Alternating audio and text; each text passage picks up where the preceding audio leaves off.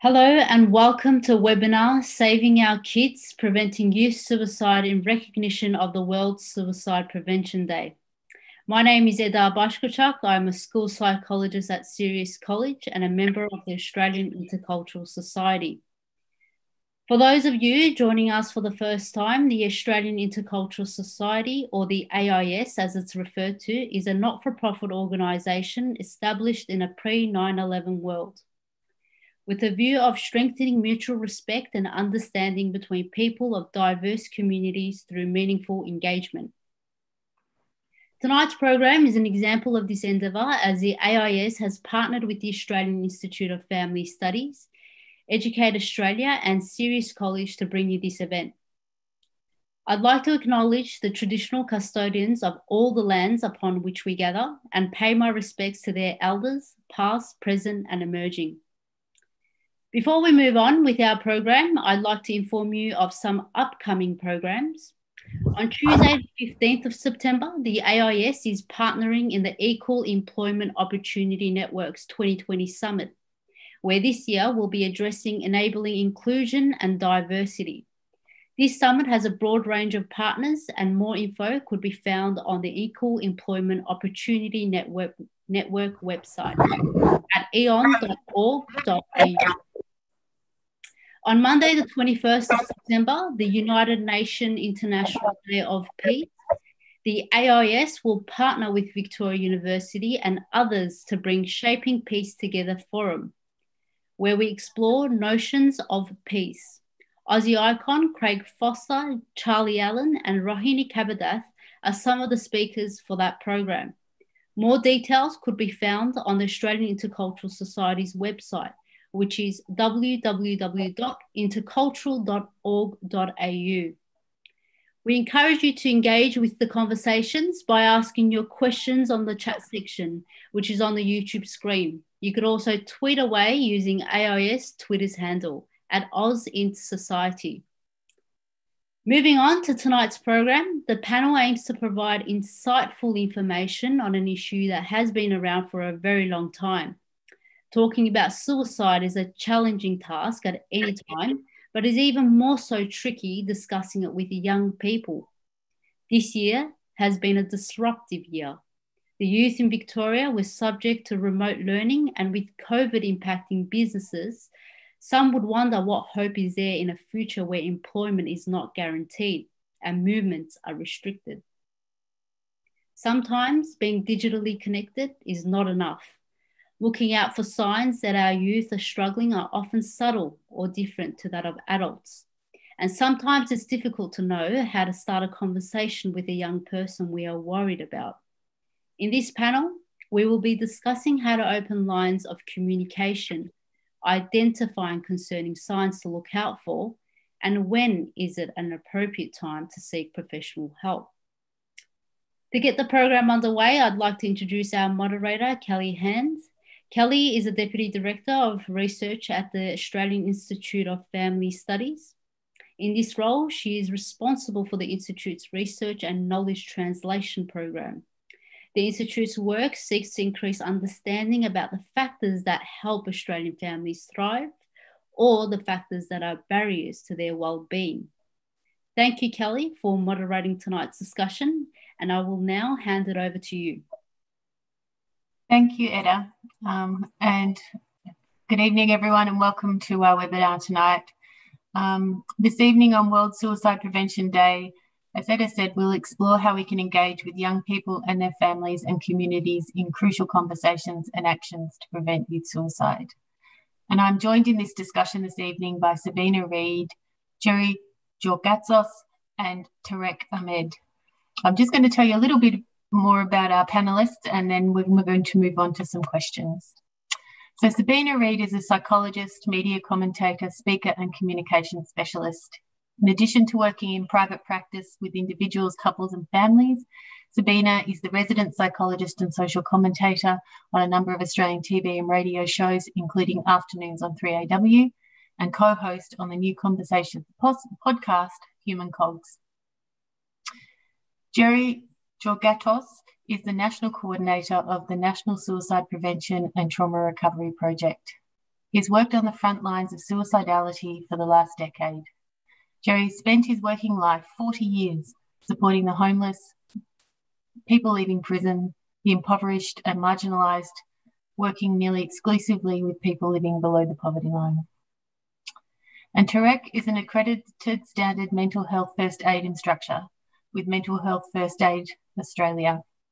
He is the co-founder of Educate, which aims to increase mental health literacy among CALD populations through education and engagement. His experience and current qualifications includes a bachelor's in psychology, and is currently completing a master's in psychology. His bout with mental health illness allows him to bring unique energy in the delivery of his courses. And tonight we're going to speak with him about some of his experiences. So we're going to start with a few questions to the panel from me, and then we will be opening up the questions to you, the audience. So please put questions into the comments section and we will get to them in a few minutes. So Tareq, it would be great if we could start by hearing from you. As you noted in your bio, that as well as your experience as a mental health first aid instructor, you have your own lived experience of mental health illness and suicidality that you've offered to share with us today. Yep. First, I'd like to thank AIS for organising this really pertinent topic, and thank you for everyone joining us tonight to discuss this issue on such a day that raises awareness around suicide prevention and taking care of those around us. So I'd like to begin by sharing my own experiences and struggles with mental illness and suicidal ideation.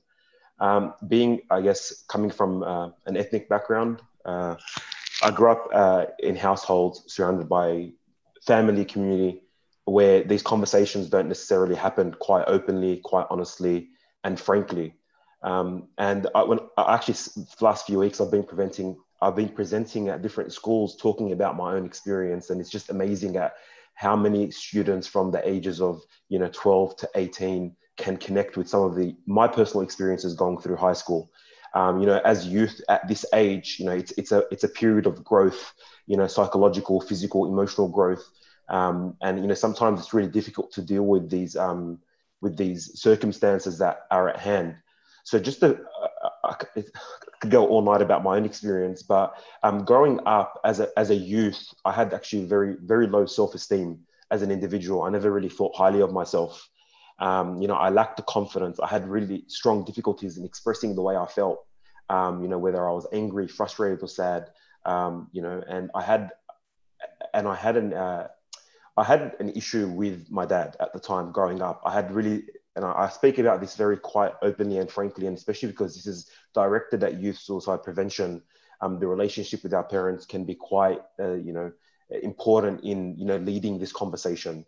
I did not know how to express myself. My dad didn't understand me, so we were clashing all the time, and because I am sort of predisposed to think negatively, I'm not sure if it's something I developed as a youth, but I did that for years and years and years of my life. And eventually, as I was going through university, we try to establish our identity. We go through all these different growths, meet new people. I used to powerlift, and while I was powerlifting, I injured my back, and I was already at a really pretty low stage of my life.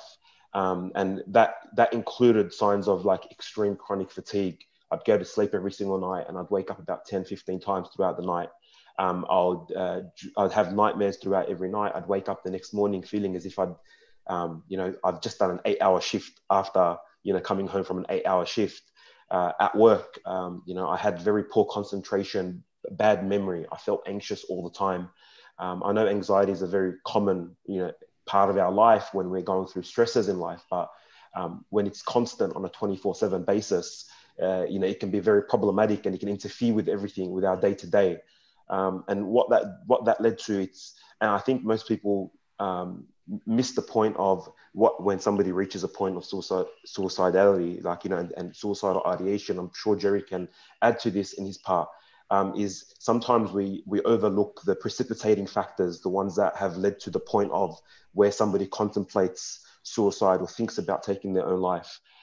So this was happening to me for years and years and years, and I just didn't know who to talk to, where to reach out to, and I was feeling very low, very down. all the time. And, you know, people will tell you think positively, and you're trying to think positively, but you can't. It's like your body is in autopilot mode. Your brain has a mind of its own. It's deciding what it wants to do. It controls you. You know, you start to shut down. I was a powerlifter, so I was squatting like 250 kilos daily, you know, up over 200 kilos. I was deadlifting heavy weight. And then as my mental illness or my mental health deteriorated, I found myself, I had absolutely no energy to lift even the bare minimum, the bar. And these are all different signs and symptoms. It was actually one friend, and this is why the importance of support in our lives, in our life. I know a lot of people, like I've met a lot of people through uni, I've met a lot of friends, but I wasn't comfortable enough talking to people because we don't have these conversations. And I find that especially within our community now, presenting with Educate, people are like, where have these conversations been all this time? So I had one friend that reached out to me and told me, Tareq, I want you to write down exactly what you're feeling and what you're going through. What you think about yourself. So I started writing, and within a couple of minutes, I realized how much I actually hated myself. I built this persona of myself that I really despised growing up as a youth, as an adolescent, but I had no one to talk to about it. And then he said, I want you to read out aloud what you think about yourself. And at that moment, I remember it was in Guildford, Western Sydney. I was sitting at a cafe with him, and I bawled my eyes out, and I started crying. You know, from my heart, I started crying. And this friend just looked up at me and smiled and said, it's okay, let it out. You can cry. It's okay for you to feel this way.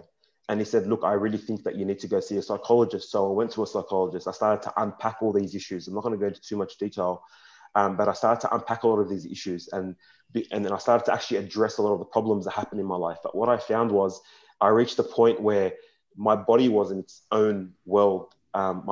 My central nervous system, it was like on autopilot. It was doing what it was doing. It was constantly fatigued. I couldn't shake off the symptoms and the signs.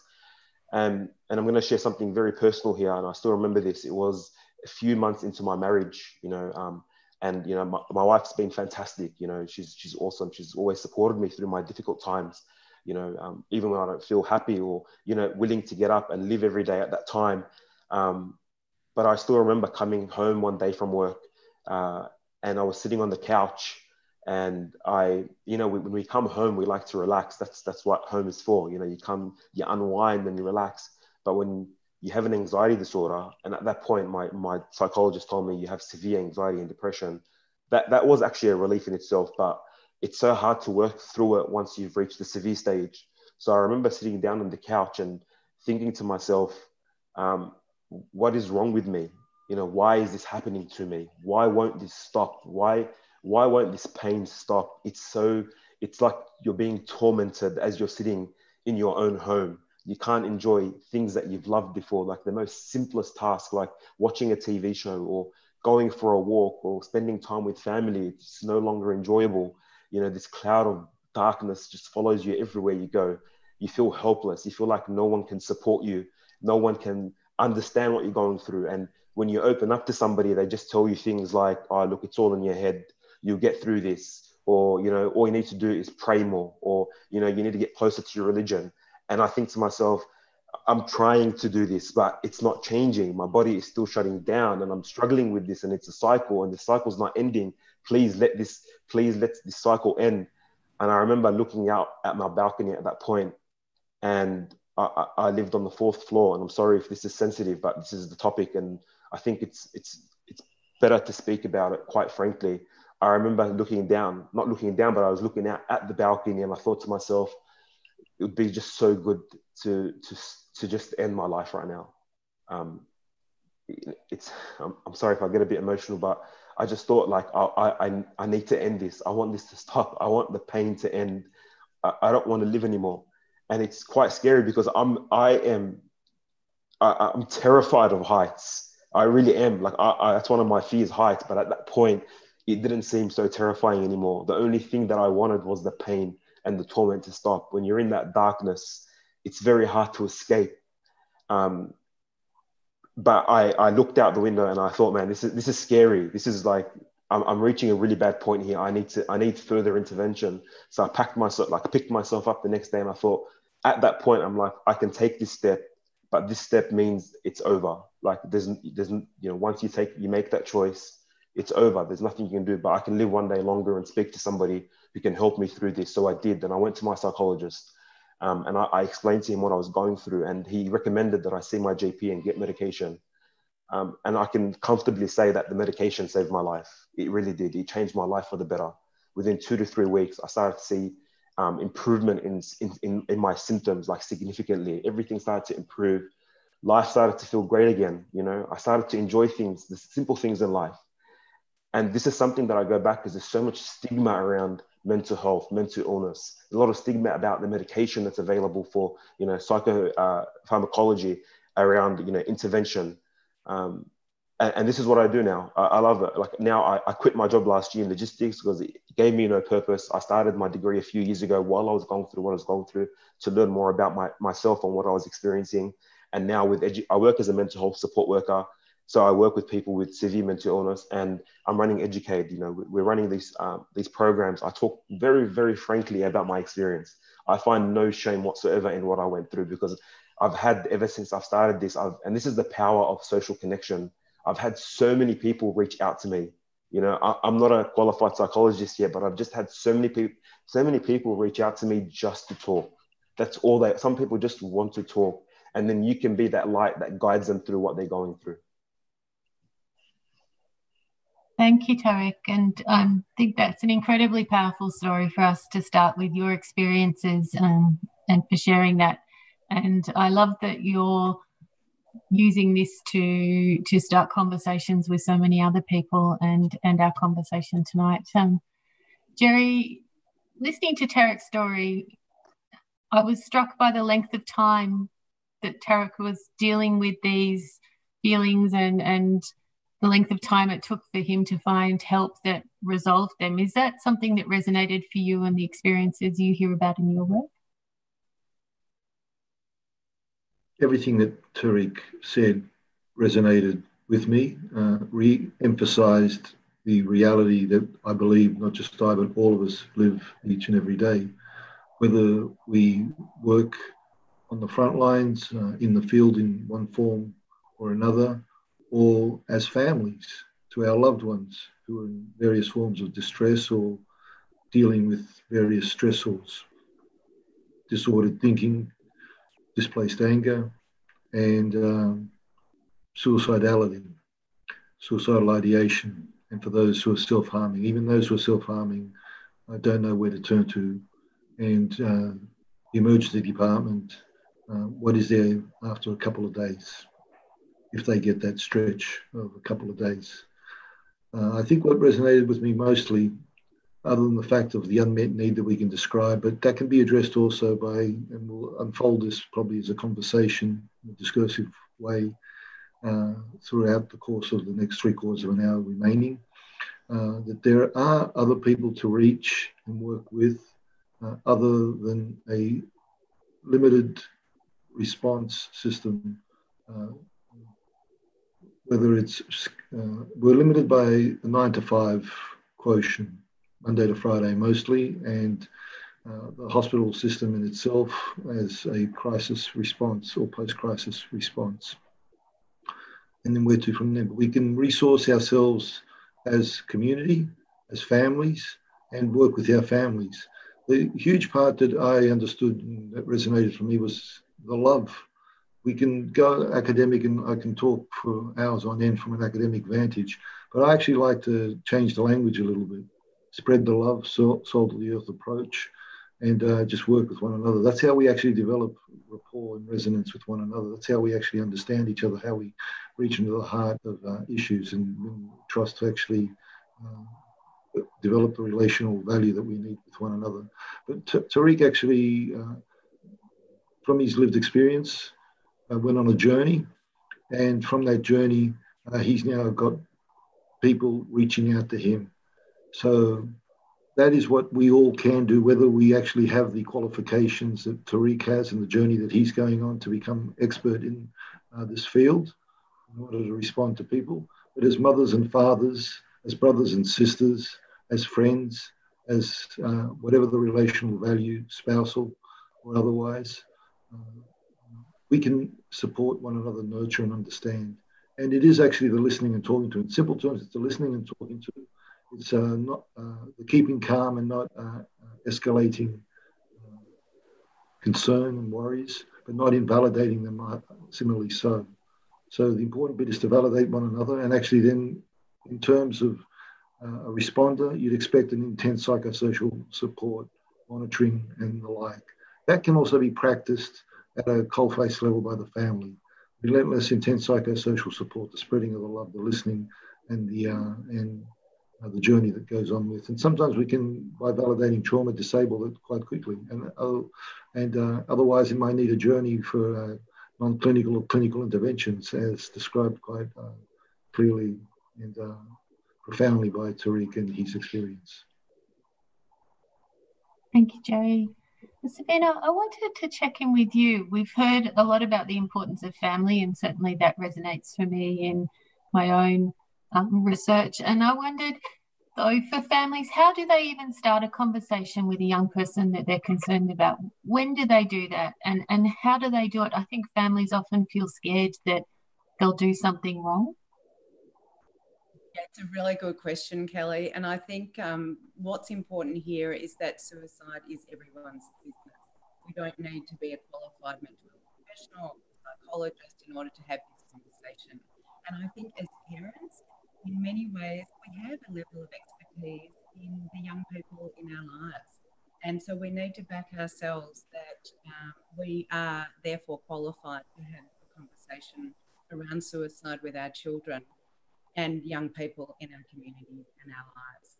One of the things that a lot of people say to me is, I'm fearful that if I ask about suicide, I'm going to plant the seed of suicidality or plant the idea in someone's head if it's not there already. And of course, that's not a valid, we know that not to be true, that you can't plant the state of suicidal thoughts in someone who's not already having them. Yes, another concern that a lot of people say to me is going to be really awkward. I'm not going to know what to say. What happens if they don't want to talk? Well, we can cope with an awkward conversation. So let's sort of debunk some of the myths and some of the fears and some of the barriers that stop us from having these conversations, and realise that the first step is, even if we stumble through it, it's important that we take a first step instead of doing nothing. I think some practical takeaways here, because people then say to me, well, what do I say? How do I start this conversation? And the best way to start a conversation is to use observable, tangible observations of behaviour change that you see in the person that you're concerned about, or mood changes or thought changes. So you might say to the person, whether it's your own child or a young person that you're working with, I noticed that recently you've been more withdrawn, or I noticed that recently you haven't been able to concentrate, or I noticed recently you've been really angry.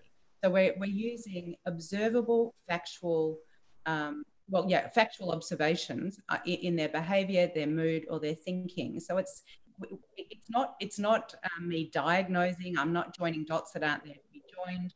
I'm not saying that you're acting straight. I'm not accusatory. I'm not judging. I'm just observing the facts. And then saying something like part two of the conversation is, and I'm wondering what that's like for you, or tell me a bit about that, or have I got that right, or is that what you're experiencing as well? So you're starting with an observable fact and then an open-ended question just to explore. Now, what we also know is that many people, whether they're our children or not, will not be keen to open up, like Tareq said initially. It's going to take 1 or 2 or 3 or 4 times to circle back, because mental illness, depression, anxiety, suicidality is often couched in shame and secrecy. And so we don't want to share these very vulnerable parts of ourselves. We'll do anything we can to continue to protect that part of ourselves, even though it comes at a serious cost to our own well-being, to our life. So it's important to keep pursuing that conversation. And I love, one of the questions that I think is really powerful to ask, not just our young people, but anyone for that matter, is, what's the hardest thing about being you at this time? That's just an open-ended question that doesn't infer suicidality. It doesn't infer diagnostic labels. What's the hardest thing about being you? And some other questions that I think can be really useful are, on a scale of 1 to 10, how hard is it for you at this time? So instead of asking, because Tareq's so beautifully expressed that he didn't have the language to be able to discuss how he was feeling. So how are you feeling is going to probably crash and burn. And so we need to find other ways to pull that out and to acknowledge in non-judgmental ways with the young people that we're working with. I think this is particularly tricky because, of course, young people are often withdrawn. They can express a lot of anger. They can spend a lot of time in their room. They can think that their parents are the last person they would want to spend time with.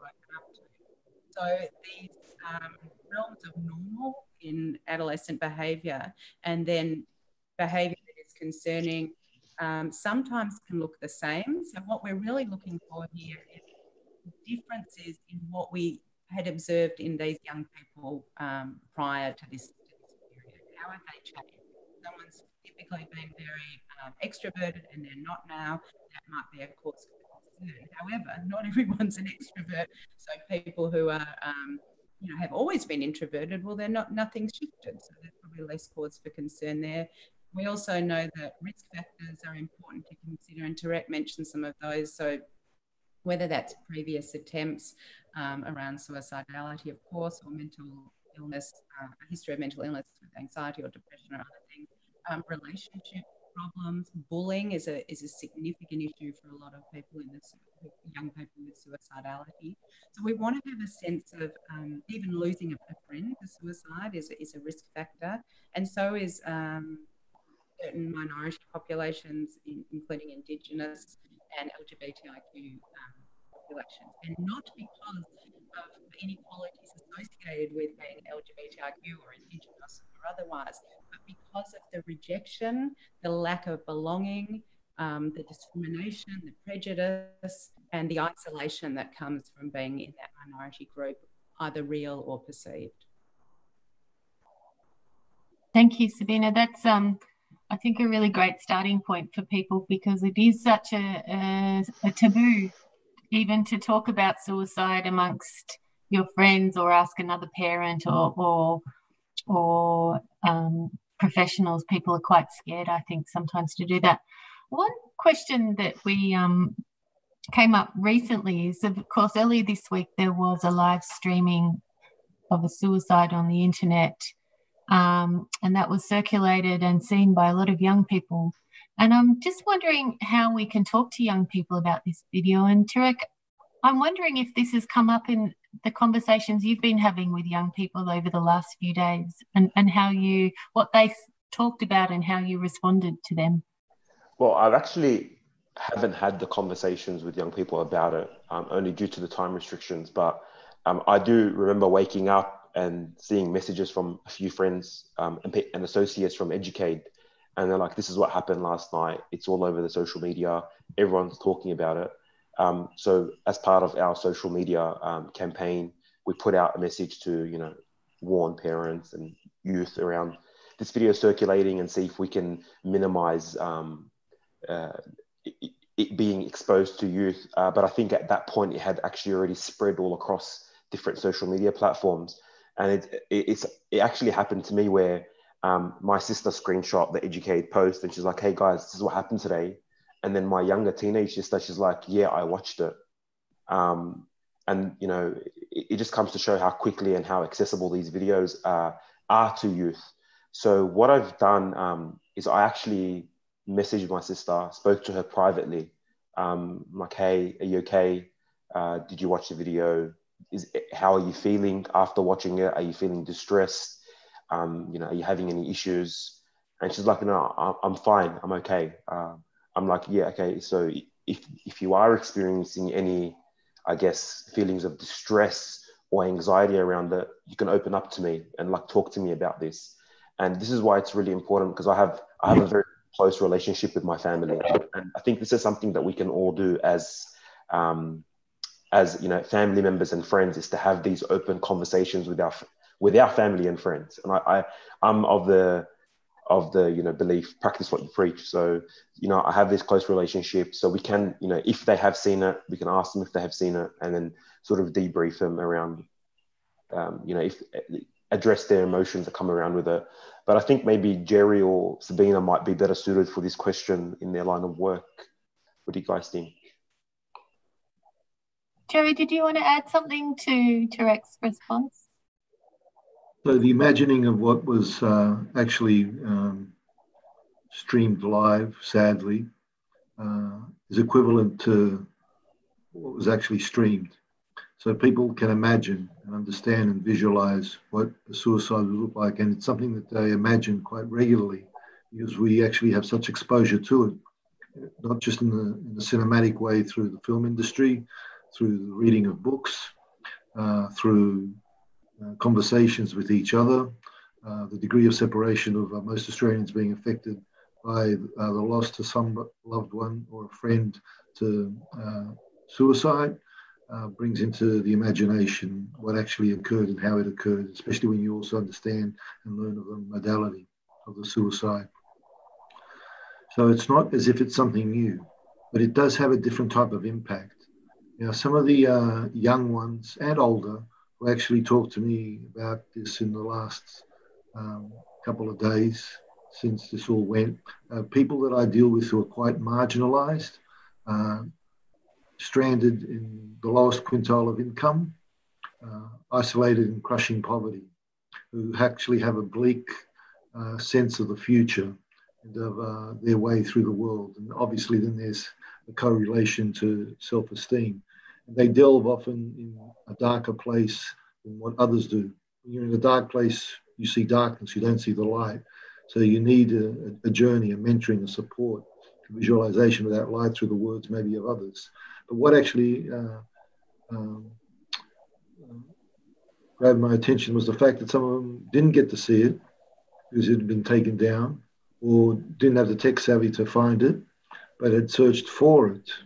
And they were children and youth and older who I work with to support to an improving of life circumstance, particularly from those in crushing poverty, critically vulnerable, complex needs. And complex needs don't necessarily mean a multitude of clinical complex needs. But so what I usually do is I listen, I let them talk more, and I find that they actually start talking a little bit more about why they started looking for it. While we actually raise this issue, it is important to know that there is a dark web out there, that there is very various platforms that people can see all sorts of graphic imagery that's captured for posterity for a long time to come, for generations plus, of some of the most horrific and reprehensions imaginable. And people do access that. That doesn't mean that they've got some morose sense of curiosity. People also have some banal sense of curiosity. But for the more so, there's a higher propensity of people who are in a dark place in the first instance to actually seek out this type of graphic imagery. But my response to them was to listen, to discuss, and to actually respond to their questions when they started asking themselves, Gerry, why did I look for it? What is actually wrong with me? So unless it's important to actually validate some of this stuff and actually contextualize why they're actually looking for such imagery and why their curiosity was piqued by it. But the alarmist thing for me always with suicidality is this. When somebody says to me, I can't take it anymore. I can't take it anymore. Someone watching that type of imagery isn't going to develop an impulsive action more often than otherwise to actually suicidally ideate themselves or contemplate the experience in terms of their own body and their own life. It's somebody that's in a very dark place, that's got a lot of internalized grief, and that grief without, in concert with others prepared to discuss it with them and unpack it and validate them so we can then disable what actually has trauma affected them and what has actually muddle-minded their thinking, disoriented their thinking, sent some of their thinking into a disordered state, because for the most part, people's thinking is ordered. But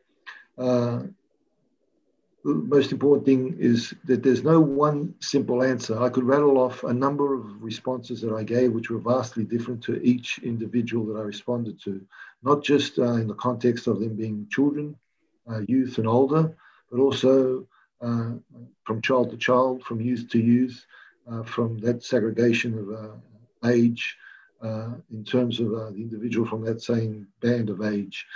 It was individuated. There's no collectivized response that you can have. You've also got to go with your expertise, your experience, and your gut instinct, and the experiential. And the most important thing is to just talk it through with them. That's what I did do for those that actually sought to see that imagery, and for those that actually did see and visualize it, and actually have it now imprinted in their imagining alongside what they actually imagine. So there's also a difference. It's one thing to imagine something. It's another thing to know that something is a dramatization or contrived imagery. For instance, actors in a cinematic sense or in a book. And another thing to actually see a life lost right before your eyes. It does have a negative psychosocial impact. And it does have a sense of actually deepening someone in that dark place. I don't want to discuss the detail of some of what we discussed, because it's my view that it's not always for conversation, but by the same token, stigma is an important bit. For a lot of cohorts of people that I work with, because, for instance, minority groups and marginalised peoples and those in the lowest quintile of income, those in crushing poverty, and certainly people from some war-torn countries, people from heavy-duty patriarchal backgrounds, now in this nation with a different, we're working to unpack patriarchy and dismantle it and do away with it altogether. There are all sorts of unfoldings that have to take place and impacts. But yeah, the most important thing is to just spread the love back and actually displace the toxicity of something portrayed graphically, even if it's in live stream, by an equivalence of the purposelessness of existing, of the manifest need for the tenet of the common good, of a fundamentally good life, meaningful life, and that things that others sometimes think are contrivances, such as love and family, and also just the individual experience for those that don't go down the path of family, that they matter, and that they're actually those shared understandings that we can have. So we can't offset everything that the world brings to us, and we can't, taking the Statue of David argument and the burning of books argument, we can't prohibit everything in the world out of view. What we've got to do is actually allow for some of this to understand that it's reached us, whether we want to or not, and how do we actually respond to it? By an offset. That offset is by an equivalent, or the principles of proportionality, by trying to understand ourselves through shared understandings of who we should be, who we are, who we can be, and who the majority of people strive to be. Yep. Thank you, Gerry. We have a couple of questions from people watching. Sabina, I wonder, you might be a good person to start with this question. They write, this year our small country town has been deeply impacted by bushfires, COVID isolation, and 2 of our youth lost to suicide. Do you have any extra tools for us as a community? Wow. It's difficult to do justice to a conversation with such a community with such devastation, such loss and such grief that they're describing. But I think the first thing that comes up for me listening to that question is recognizing the grief. I always talk about grief as being I don't associate or define grief just on the premise of death, but it's the premise of loss. And grief is the difference between where we are and where we thought we would be. And somewhere along in that gap is what we grieve. And this person is saying we're grieving the loss of young people in our community, as well as the devastation that COVID and fires have brought. What we know is that connection with other humans is our most powerful and potent protective factor. So even with the devastation being described, is how can we cultivate those relationships within the family unit and within the community between any human to human. So that sounds really simple, but I really think that is the most powerful ingredient that any community who's been struck by devastation or uncertainty and is grieving is going to be supported by. I hope that doesn't sound too simple. I sometimes think that we minimize the power of human connection, and yet that's what most of us are grieving when we're in pain. And can I also say, to go back to the other, I guess I would have liked to say earlier on when I was talking about how to have a conversation, for the amount of times that I've heard someone expressing pain and I've said to them, do you feel suicidal? And I would invite that is a question that is appropriate for anyone to ask. You do not need to be an expert or a mental health professional to ask very directly, do you feel suicidal? And often people will say, suicidal, no, I don't think I'm suicidal. I don't think I would action that, but I want the pain to go away. And Tareq was mentioning that when he was on the 4th floor balcony. There's a difference between suicidal and not wanting the pain anymore, and yet not having enough support or strategies or interventions in our toolkit to help us navigate the depths of that pain. Yeah, it's an important point, isn't it? Because I think people don't recognise that sense of pain. And it's so deep, and I think we all experience it at different times in our lives. And I think, yeah, it's a much more complex question, isn't it, than just one. It's a continuum. Tareq, there's a question that's been asked about, and I thought this would be a good one for you to start with because you do so much work in schools. It's someone's asking about what are some of the tools that teachers can use in the day-to-day to support students who are experiencing emotional or physical abuse at home or mental ill health?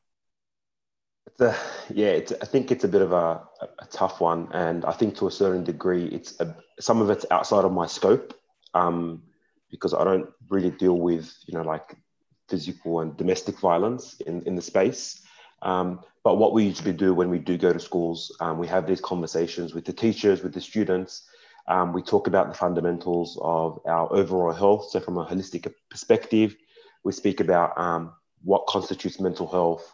We talk about how our health, our physical and mental health moves on a spectrum, what constitutes a mental illness.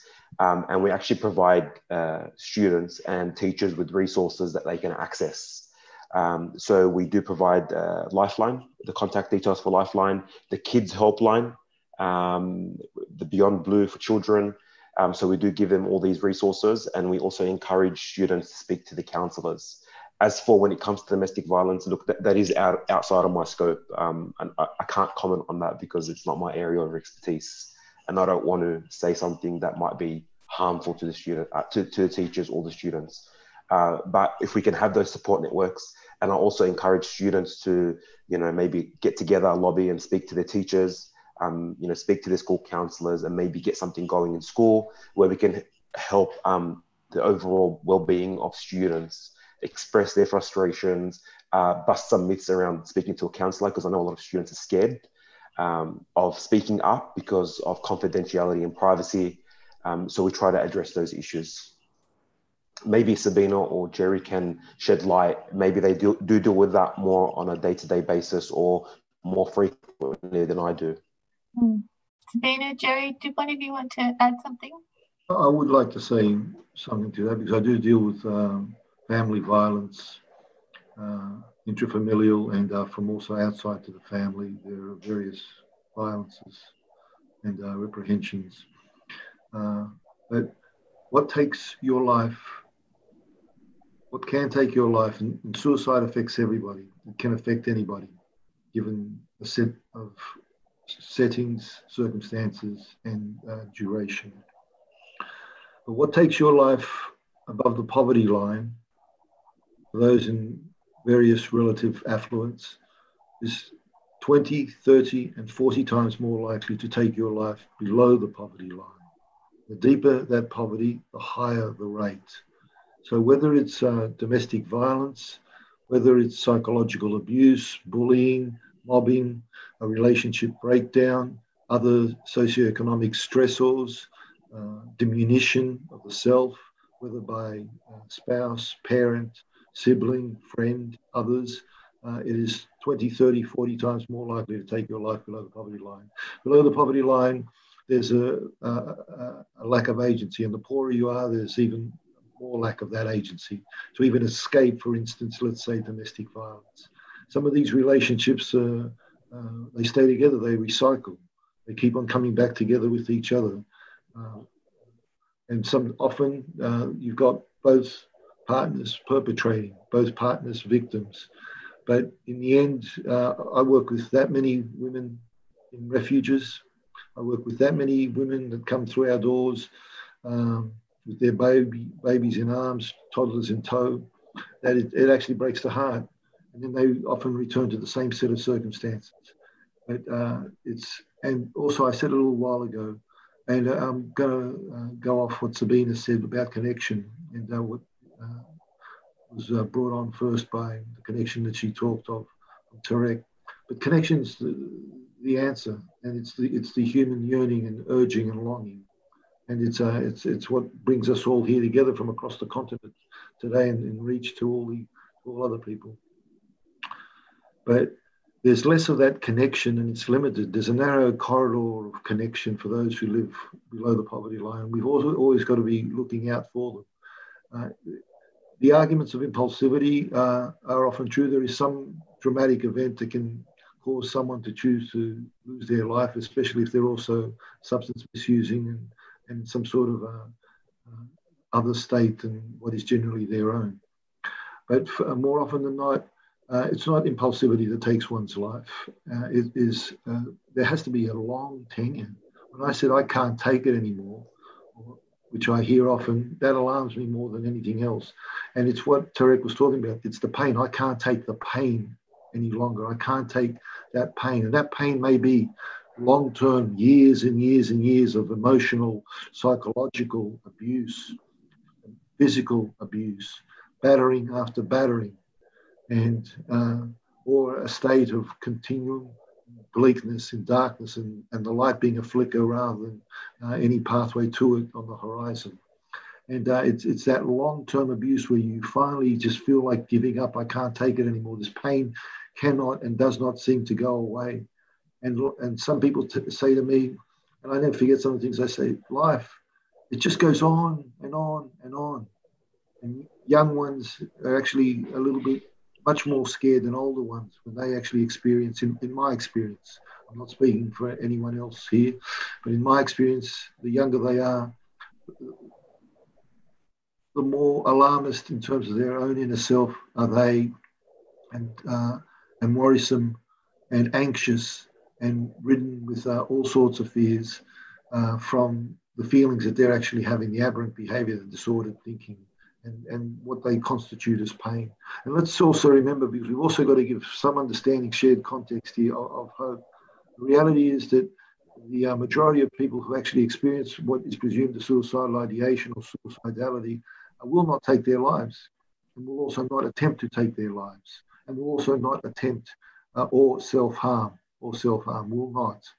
So if we can believe in all the statistics, if 200,000 or 300,000 Australians each year contemplate at a presumptively serious level suicidality, majority of all them will not do any of what I just described.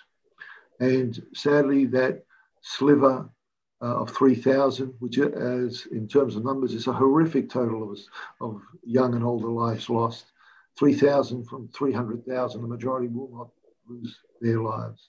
But to help one life to be saved, we may have to help on average 100 others to save a life, And in my experience, I think we should always be alerted. Sabina covered a lot of ground on this, about indicators, about the predictive, about what should alarm us, disturb us.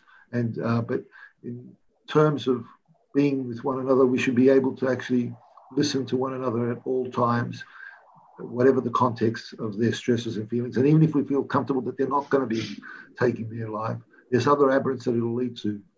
And there's other disordered states that it'll lead to. And we've got to be there for them. But I would like to actually say one thing about COVID.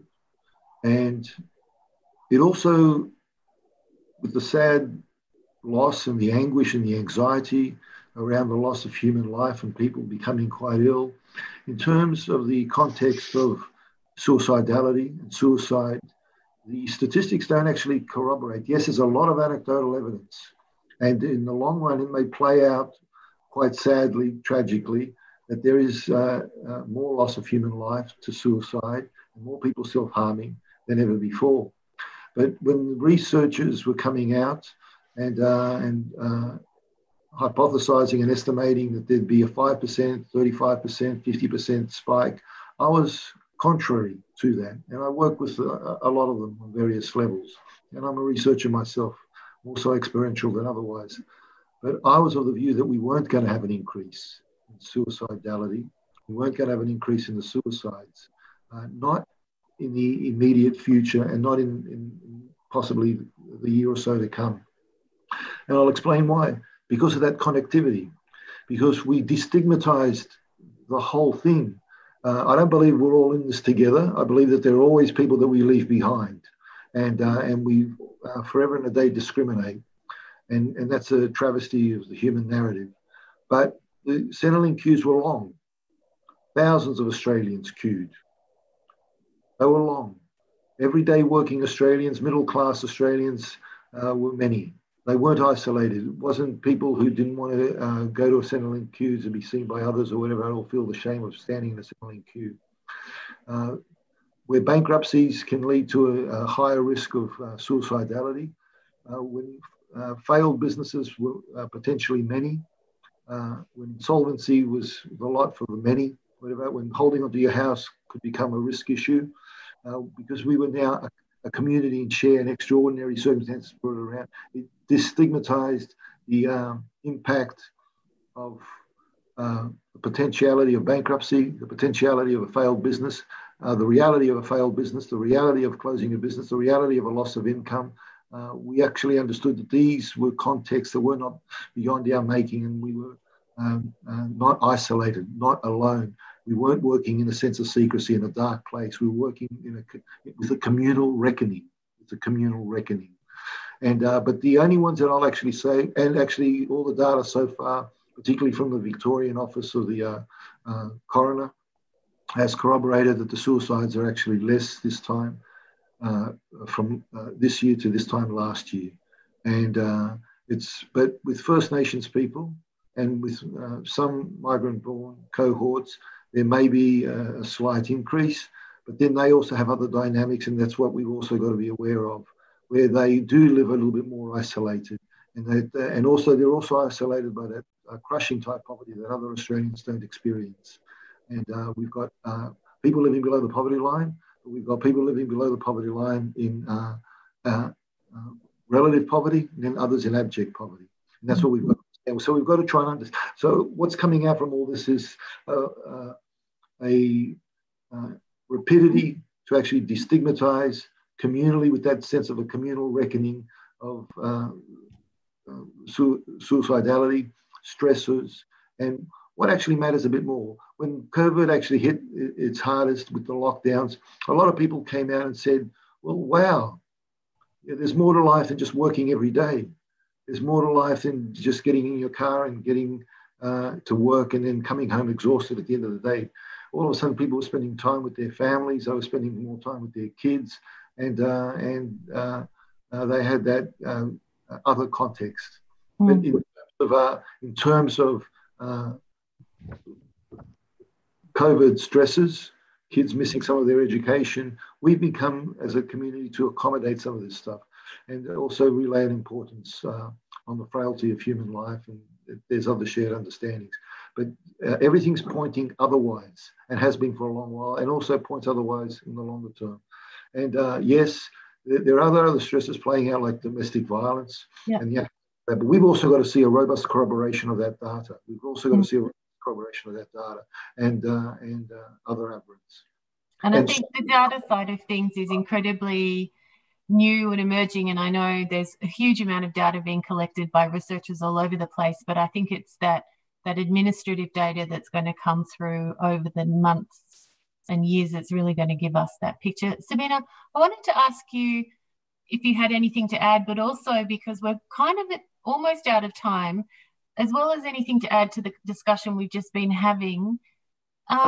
There's quite a lot of questions from people about, I'm worried about someone in my life, I'm not being able to successfully have conversations, I'm struggling to find help for them. So I wondered, as well as sort of adding to the conversation, if you might provide some suggestions for people about how they get help for someone when they're concerned. I think really our role when we're concerned is to try and facilitate help-seeking behaviour for the person we're worried about.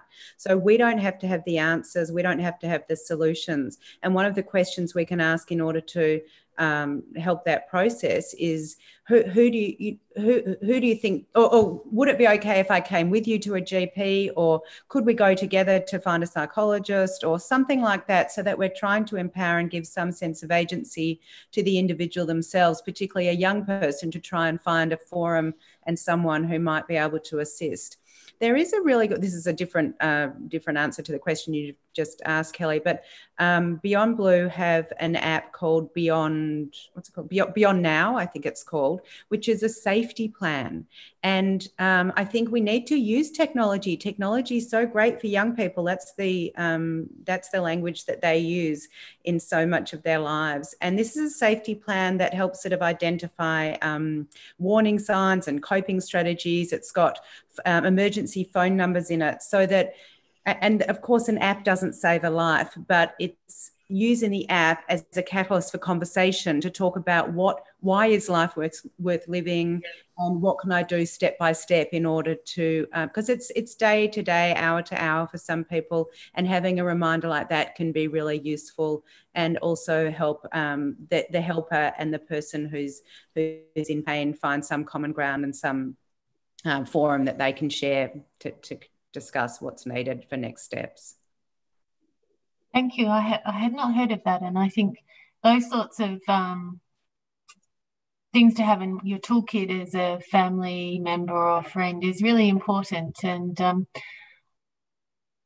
we are unfortunately at the end of our time. It went very quickly in the end. You always think at the start of these things, gosh, an hour's a long time, but we've flown through, and it's been an incredibly, I think, interesting but also helpful discussion for me, thinking about my own life and young people in my life and how I might support them in this really difficult time, as Gerry has pointed out, with COVID and other things. And I think for me, really, the key theme for me that's come out is that importance of connection and love. And that's something as family and friends we can feel empowered to share with young people who are going through a difficult time. Now, we're at the end of our time, but I'm wondering if everyone would just like to sort of give a quick closing remark. So, Sabina, I might start with you this time. I've already said it, but I'm going to say it again. Suicide is everyone's business. You can't get it wrong. The only way we get it wrong is not having the conversation. So better to have the conversation and stumble than not have the conversation at all. That's probably my takeaway. Thank you. Yes. Gerry, your closing remark? What Sabina said, better to have the conversation than not have the conversation at all. Better to talk than not to talk. And always part of that to listen. I'd like to also just remind people that 1 in 50 Australian deaths is a suicide, and 1 in 38 migrant-born deaths is a suicide, and 1 in 17 deaths of First Nations people as a suicide. 80% of suicides of individuals aged 14 and less, First Nations children. We have a responsibility to each other, a moral obligation, and we've got to do everything that we can do to be there for each other. The important bit for us as individuals is to spread the love, that salt of the earth approach, and be relentless in the giving of ourselves where we can to pathway other people to where they need to be and never leave anyone behind. Thank you, Gerry. And Tareq, we started with you and now ending with you this evening. Have you got something else, Remark? Yeah, I think Sabina and Gerry pretty much hit the nail on the head, about the sharing the love. And, suicide is everybody's business. It does concern all of us. I think one of the major remarks I'd like to say is us as individuals, as family, as friends, as parents, as children, we can play a really crucial role in the lives of others. So I think it's really important for us to self-monitor our attitudes towards mental illness, mental health, suicide, be able to identify things around us, improve our literacy around mental health, and challenge ourselves, challenge those views that we have that might, defer people from seeking help, stop people from seeking the necessary support they have. One thing I like to ask myself all the time is, do I create an environment at home? And I think that's where it begins, at home. Do I create an environment at home where my wife or my parents or my sisters and brothers can talk to me if they are experiencing an issue? And if I'm not, what can I do to change that? Thanks, Tareq. And I think, that's a great point to end on. And for those of us who are living in Melbourne at the moment, like myself and others, it's a struggle. And to find the energy, though, to remember to be brave and to connect, I think is so incredibly important for us in our families and our friendship groups right now. So I'd like to thank Gerry, Sabina and Tareq for their contribution this evening. It's been incredible, and I know it's at the end of very busy days. So thank you so much for joining us. And thank you to all the audience for joining us too, and for your questions that you contributed. We couldn't get to them all, but they really contributed to a fantastic discussion. So good night.